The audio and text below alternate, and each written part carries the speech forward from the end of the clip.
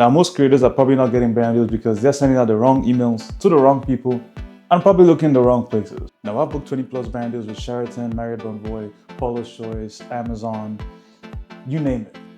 Hi there, I'm Peter, the friendly neighborhood creator, and I'm here giving you creator tips and helping you grow as a creator every day. So subscribe, like this video, and I'm going to be giving you some tips and tricks on how you can do the exact same thing. So let's get into it. Now, there's this huge misconception that you gotta have 1 million followers or 100,000 followers before you can make money from social media. I'm here to tell you that that's not entirely true though. I'm not even just making money, like even getting gifted or things in exchange, because that's what people tend to forget, that people think every brand deal could be all paid and you gotta have this and this amount of followers, this and this reach, this and this engagement.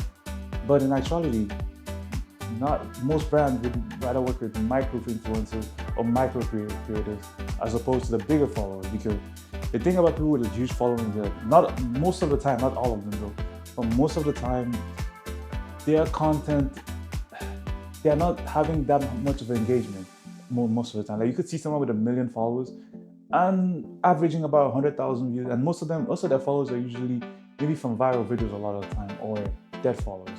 Let's say, for example, someone who has 5,000 followers but is averaging maybe 2,000 to 10,000 views on average. Maybe once in a while would hit 20,000, 70,000, you know.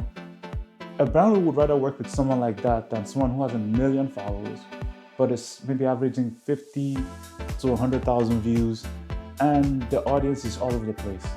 Because that person with a smaller following has a higher engaged audience, an audience that's probably also looking forward to that content more and more, compared to someone who's already up there. And people who are mostly already at that threshold, they already kind of not want to put in much effort into their content because they really just have this belief in their head that, yeah, and I'm not saying all of them, just a few couple or a few. Now, my first tip on landing your first brand deal. I know this may sound cliche, but you gotta start putting your reps in. You gotta start posting more content. You can't just post one video and probably go text a brand and think they're gonna pay you like just a couple hundreds of dollars. You might even be lucky to get $50. You gotta start posting and then tagging brands.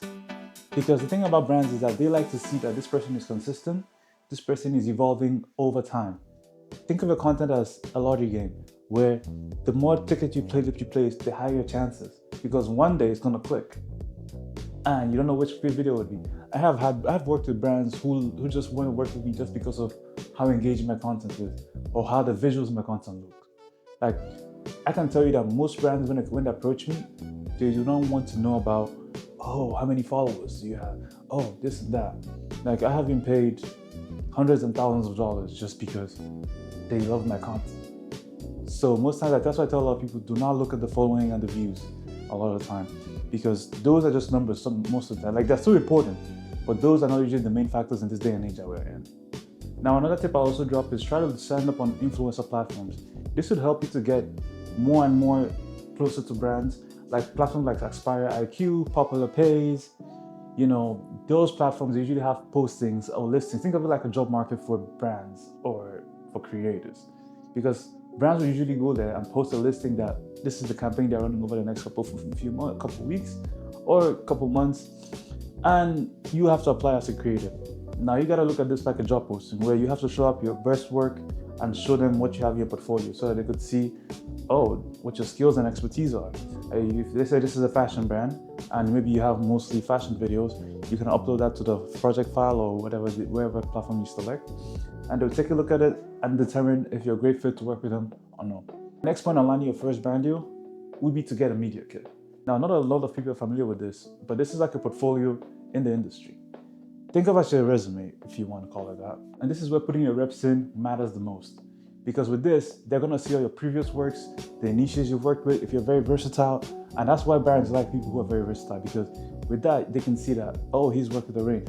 And there's a lot of times I've been booked by a brand just because of how great my media kit is. Another pro tip on landing your first brand deal would also be to just by DMing them on Instagram. Now, one thing people tend to forget is that brands are also humans. Now, behind every brand's Instagram profile, there's a social media manager managing their page. So if you reach out to them and ask them nicely that, oh, you don't mind maybe a gifted exchange partnership since you're starting out, and then you can use that to build a relationship to climb up the ranks to a paid partnership, the most 9 out of 10 times they're gonna say yes. Because one, the way you approach them was a very soft man.